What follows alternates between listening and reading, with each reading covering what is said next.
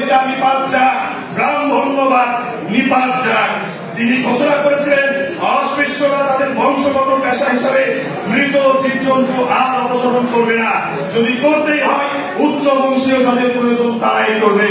তিনি স্পষ্ট জানালেন যে হিন্দু ধর্মের বিকাশে, হিন্দু ধর্মের গরিমা বৃদ্ধিতে বাল্মীকি, তুকারাম প্রভৃতি অস্পৃশ্য বংশজাত সন্তানের ভূমিকা ছিল অপরিসীম।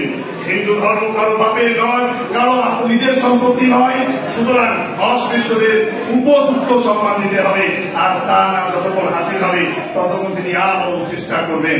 এই নিয়ে তিনি শুরু করেছিলেন তার প্রথম যাত্রা, সমাজ সংস্করণের যাত্রা। এবং আমরা জানি যে তার সব থেকে জীবনের মোড় এনেছিল সেটা হচ্ছে সংবিধান রচয়িতা। তারও শুরু হয়েছিল অনেক কঠিন, অনেক মুখভিত্তিক বিষয় নিয়ে। যেমন লন্ডনে যখন গোল টেবিল বৈঠক হয়েছিল, তিনি যে পিছিয়ে পড়া দলিত সমাজ সম্প্রদায় তাদের থেকে নেতৃত্ব দেওয়ার জন্য তাকে আমন্ত্রণ জানানো হয়েছিল।